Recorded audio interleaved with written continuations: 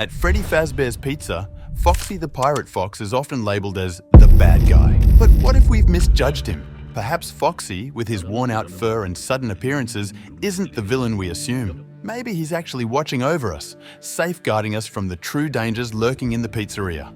In fact, there are many fan theories on this topic that make it very justifiable, and even game references to back up the claims.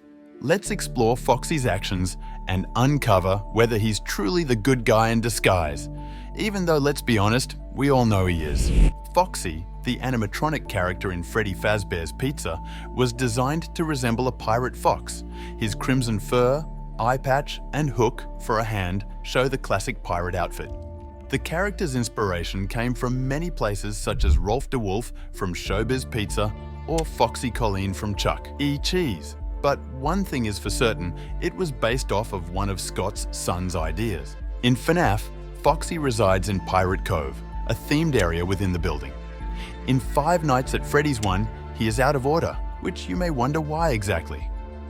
Although there are many theories, the most notable is from the first FNAF book, The Silver Eyes, which mentioned his endoskeleton being twitchy and glitchy, which is why the owner of the restaurant had to label him as out of order. Originally intended as the main attraction in the first FNAF, but by 1987, the animatronics fell into despair and he was replaced by Mangle. However, this video's theory is solely based on FNAF 1's Foxy. In the game, Foxy's behavior is often misunderstood. Unlike the other animatronics, he doesn't wander aimlessly through the pizzeria. Instead, he stays in Pirate Cove, almost as if he's guarding his own little sanctuary. When you, the player, either forget to keep an eye on him or watch him too closely, that's when Foxy becomes active. It's not to scare you, but rather to ensure everything is okay. He is really, in his own broken way, trying to warn you, to protect you from unseen threats. He checks on you when you look at him too much or too little for good reason. If you stare too long, he might think you're trying to summon him for help.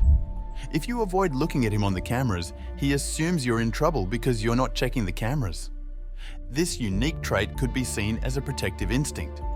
While the other animatronics blindly follow their programming, Foxy seems to have a different agenda. Perhaps he's trying to warn you about the dangers lurking in the shadows of Freddy Fazbear's Pizza. It adds a personal touch and suggests that Foxy has more depth and personality than meets the eye.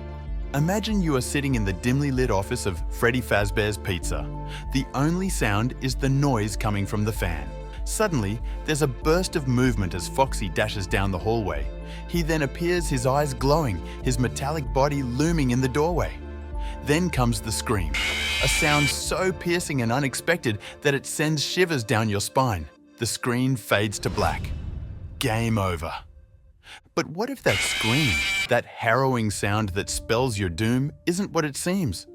Fans have speculated that this isn't an attack at all, but instead, Foxy's scream is the result of his malfunctioning voice box, a remnant of his days as an entertainer. This is much different than the other animatronics who brutally try to kill you.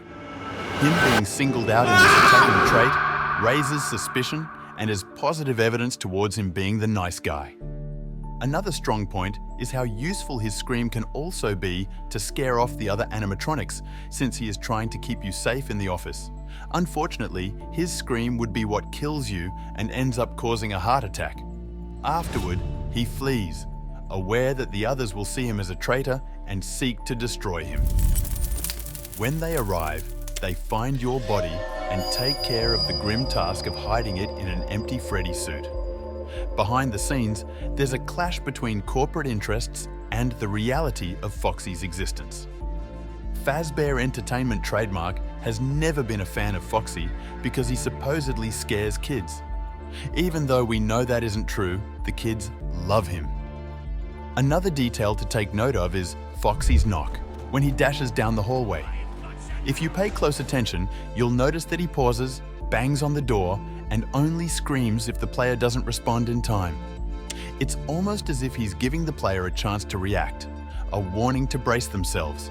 Foxy's behavior stands out from the others, who seem singularly focused on reaching the player. His actions could be interpreted as a last-ditch effort to communicate and alert the player to the danger they're in. In FNAF 2, we notice Old Foxy and Mangle. As we know, FNAF 2 is a prequel, and these two versions come before the Foxy we love. Fazbear Entertainment has always hated Foxy because he scares kids, and Mangle, who could have caused the bite of 87 and supposedly bit off someone's frontal lobe. But fortunately, instead of scraping Foxy altogether, a better idea was incorporated. He received reprogramming to ensure the safety of the night guards and reduce the risk of lawsuits for the restaurant. Of course, we all know they don't care about the guards themselves. Although Foxy is haunted by a child's spirit, its original programming now takes priority over the haunting. Alternatively, one might think that the child spirit is very kind and he opposes revenge and actively shields the night guards from the vengeful animatronics. In case you were wondering about Phantom Foxy in Five Nights at Freddy's 3, FNAF 3, he plays the role of one of the antagonists haunting the horror attraction known as Fazbear's Fright. The horror attraction. Unlike Springtrap, Phantom Foxy exists purely as a hallucination, rather than being a physical animatronic like his appearances from the previous games. Foxy could definitely be the good guy. He's been through a lot, sitting there in the corner all beaten up. But he's different from the others. There's this vibe about him, like he doesn't want to scare anyone, especially the kids. It's almost as if he's fighting against his own programming, deliberately choosing to be the friendly pirate rather than the scary one. The staff might have given up on him, thinking he's too unpredictable, but the kids, they adore him. What do you think? Comment down below what you think, make sure to subscribe and click on this video here.